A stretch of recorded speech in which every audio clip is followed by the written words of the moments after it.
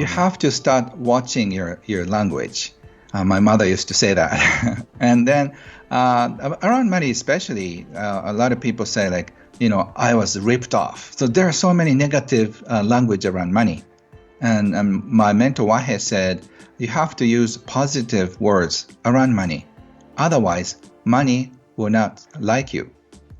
And I thought it's very cute, And then in my book, I talk about what if money were a person, who would it be like? Is that person a gentle person or angry person? So just you have to pay attention to how you relate to money.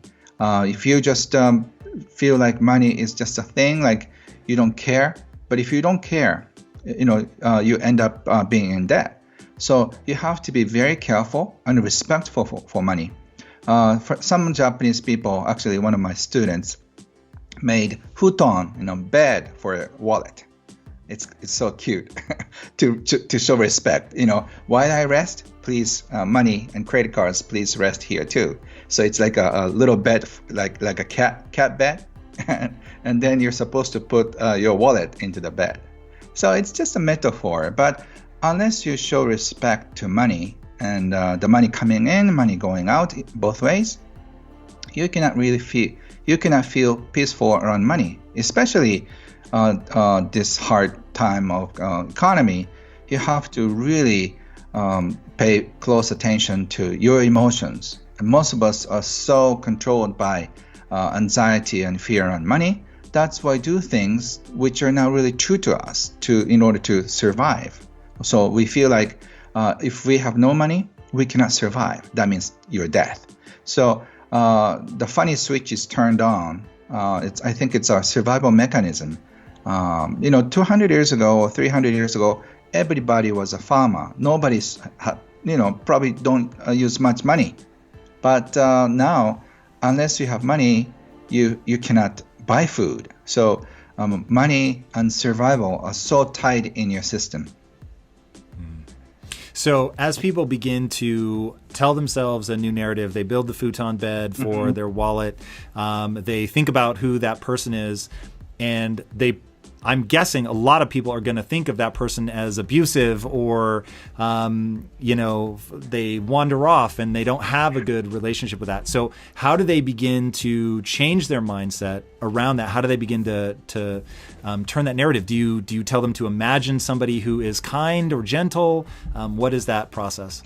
So since we've been abused, we feel like we've been abused by this person. We're a little scared of this person, right? So I think the first step is actually the step that my mentor Wahe Takeda taught me.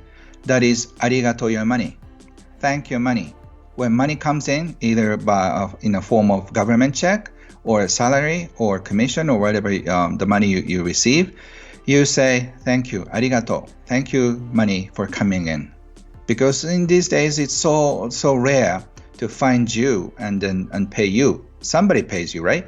Either could be government or your husband, wife, or your clients. There are so many other people who do the similar job that you do, but they chose you to pay you. So there are millions of reasons to appreciate for the money.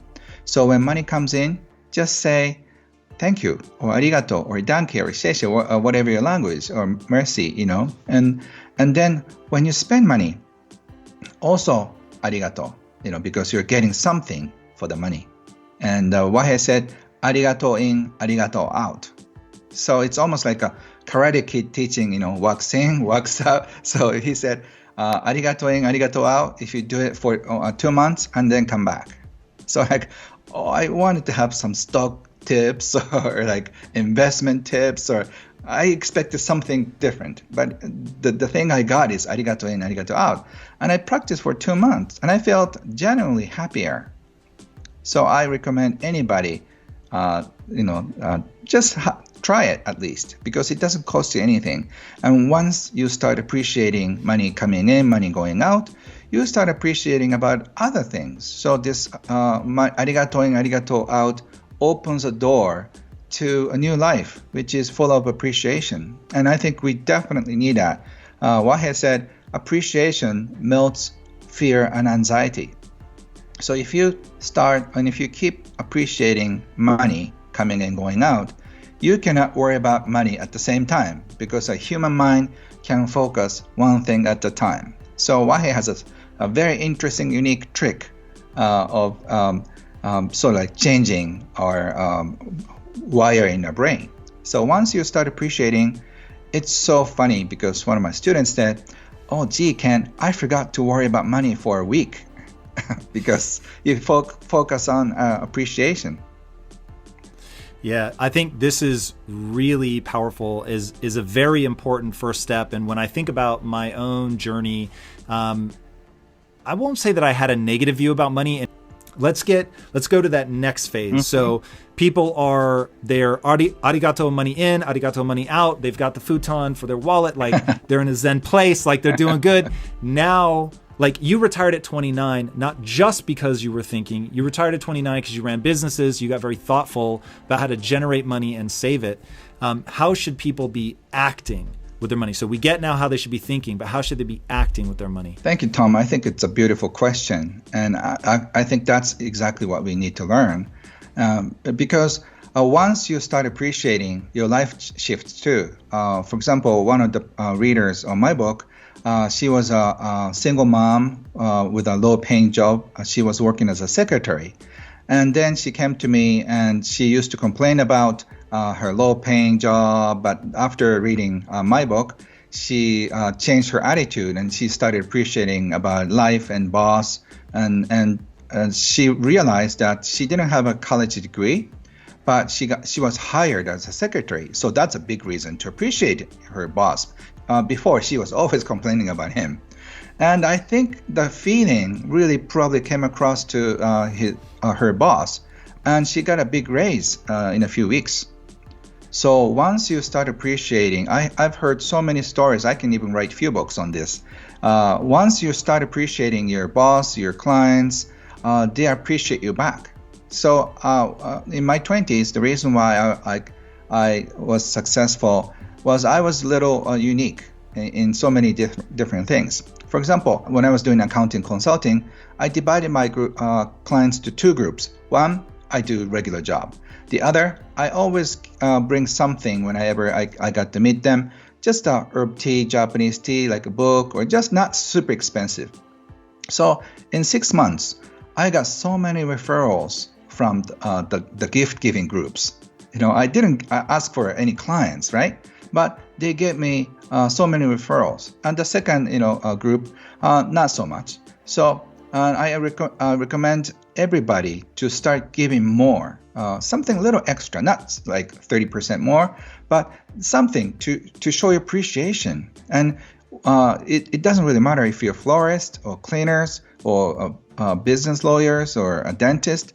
If you start giving something, you get more. So this is the law, I think. If you give more, you receive more. And then there is one more extra reason to appreciate about.